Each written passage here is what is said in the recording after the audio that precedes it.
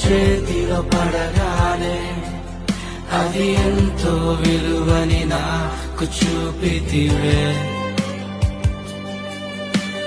జీవమే లేని నాలోని జీవమును నింపుటకు నీ జీవితాన్నే తాడబోసితివే. నీది శాశ్వత ప్రేమయ నేను మరచిపోలేనయా. ఎన్ని యుగాలైనా మారదు.